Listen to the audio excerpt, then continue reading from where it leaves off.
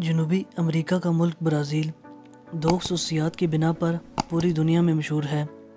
ایک تو یہاں کی فٹ بال ٹیم اور دوسرا عیسیٰ علیہ السلام کا عظیم الحبشہ مجسمہ جو یہاں کے مشہور شہر ریو ڈی جنیرو کی کارکوواڈو پہاڑی پر اپنی باہیں پھیلائے سایہ فگن ہے، جو مسیحیوں کے نزدیک ان کی نجات کا وعدہ کرتا ہے اور اپنی کھلی باہوں کے ساتھ یہاں آنے والے مہمانوں کا استقبال کرتا ہے۔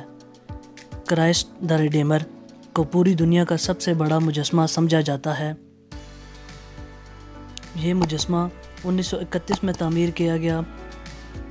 اس پہاڑی سے پورے شہر پر نظر ڈالتے ہوئے شہر کے پار بحر الکاہل کا نظارہ کیا جا سکتا ہے۔ یہ 125 فٹ بلند 710 میٹر اونچی پہاڑی کی چوٹی پر گرینائٹ ڈوم سے بنایا گیا ہے۔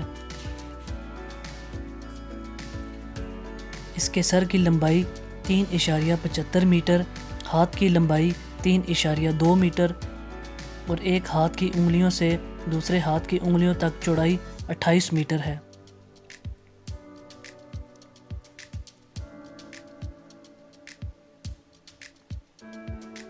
کچھ عرصہ پہلے اس کی صفائی ستھرائی کا کام ہاتھوں سے کیا جاتا تھا، لیکن اب مکینیکل سپرے کے ذریعے یہ مشکل کام اور بھی آسان ہو گیا ہے۔ مسیح کی اس یادگار کے لیے زندگی کے تمام شعبوں سے تعلق رکھنے والے امیر غریب سب افراد نے عطیات کے ذریعے مالی وسائل فراہم کیے۔ پیرس کے ایک مجسمہ ساز پال لینڈوسکی نے اس کا ڈیزائن تیار کیا۔ اس کا آرٹ ڈیکو سٹائل سادگی اور مہارت کا ایک نمونہ تھا، جس کی وجہ سے اس کی تعمیر ممکن ہوئی۔ مجسمے کے کپڑوں کے اندرونی حصے میں 4 ستون بنائے گئے جو کراس بریسز کے ذریعے ایک دوسرے سے جوڑے گئے تھے اور جنہوں نے پورے مجسمے کو ہوا کے دباؤ کے مقابلے میں ٹھوس اور مضبوط بنا دیا ہے۔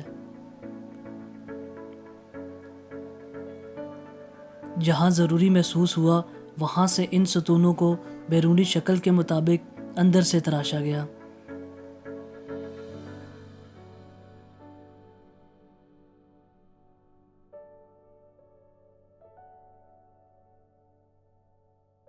مجسمے کے بازوؤں کو کنکریٹ کا ایسا لباس پہنایا گیا ہے جس کی وجہ سے یہ مضبوط ہے اور لوہے کے سریوں کے ذریعے ہاتھوں کے وزن کو سہارا دیا گیا ہے۔